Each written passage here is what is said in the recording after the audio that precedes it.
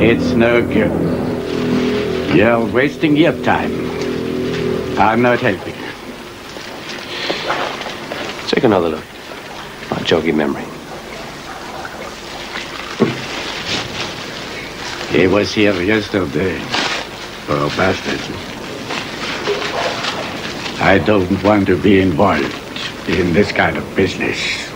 Did he tell you what he was making inquiries about? He showed me a picture of the Englishman done up as a Yank. That's how I remember him. You did? I went to the car park to have a smoke. You know you're not allowed to smoke in here. And I saw an American car. A Jeep, you mean? No, a Lincoln. A convertible. Early 60s. A beauty. Did Gautier try a registration number on you? No, what I told him was what happened next. The GI heard people coming out from the cafe downstairs, and he hid behind some cars. And then? They all got into the Lincoln and drove off. And that's where I saw the GI. He followed them in the Jeep. That's what he was driving. No wonder you remembered. These people, do you know who they were? No, I think one was perhaps a woman. What do you mean? Southeast. A lesbian? Well, a masculine dresser. And she had an Englishman with her and a Frenchman with a very pleasant voice. And spiky brown hair. Spiky? Like a hedgehog. An hérisson. The question is, will that be an end to it? Jeanne is certainly efficient. Efficient but cold-blooded. I would have thought I'd have people like that for partners. It's a business. How else will you restore this chateau?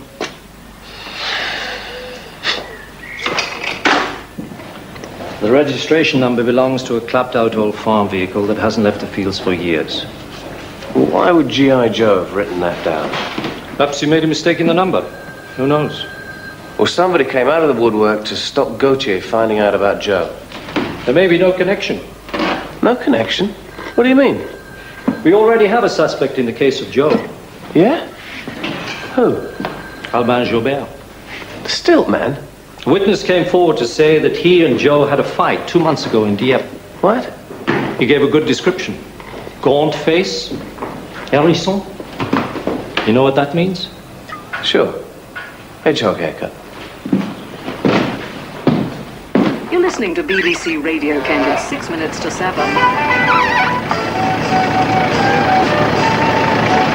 Hi, caught the night ferry.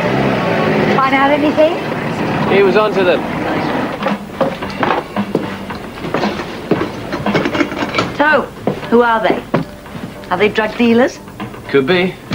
Oh, there was a phone call from Joe's dad. Got something to tell you. Yeah? Well, they've been contacted by somebody called Miranda Wolverton. Mr. Thorpe said he thought you'd know who that was. Yeah. She's a famous model. Is she? Well, apparently Joe knew her. She's had a postcard from him. I've been away working in Milan for 12 weeks, so I knew nothing of this dreadful thing. Joe's postcard was among my mail. I've seen an old friend of ours. We'll explain as soon as I get back. Any idea who this old friend might be? None at all. To tell you the truth, I was a bit surprised. If he hadn't have signed his full name, I mightn't have known who it was. That's how well I knew Joe. The celebrities do get a fan mail. Not usually from the local garage mechanic. I'm sure I was just another customer to him.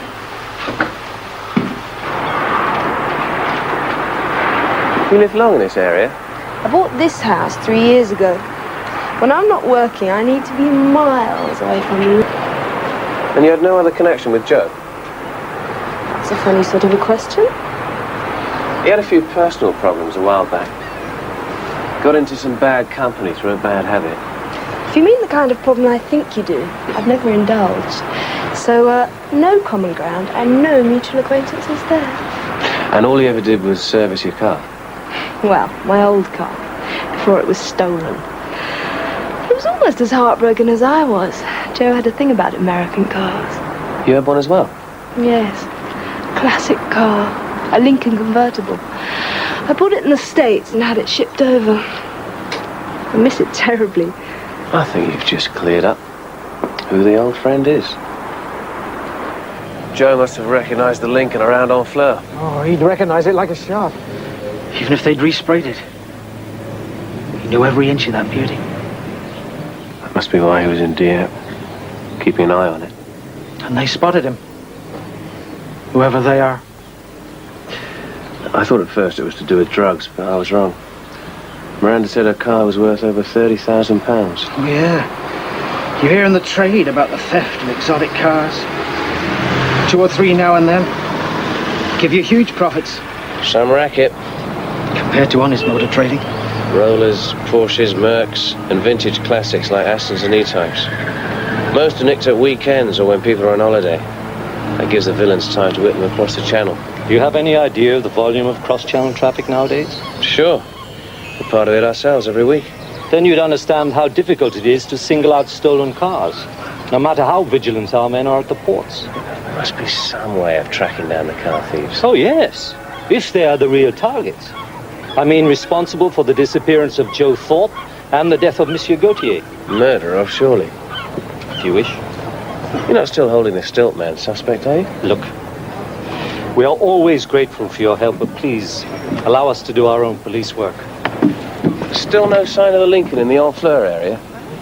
If that's a stolen car, it could be anywhere by now. I'm sure the number I gave Gautier was on the American car, a fake plate. But what about the farm truck with the same number? What district was that? Pont-l'Evêque. Close to Honfleur. You never told me that. I also didn't tell you that the farmer and his wife are poor tenants in their 80s. Where the hell is Mathieu? So, the minor arcana, the 8 of coins, does suggest either a new job or a promotion. But it's the hermit in the major arcana that's most interesting. Achha! Because it strongly hints at a major decision based on good advice from someone older than yourself. I mean, either a trusted relative or a superior at work. Your change. Now, I know you may have reservations, but be patient. The hermit always brings enlightenment. Thanks. Oh, I see. Now we are traveling by broomstick. Sorry, sir. Just killing time. So, we've worked out a plan of campaign, have we? Not quite. Nothing. Either on car thieves or a connection with Honfleur. There is a way you might smoke them out.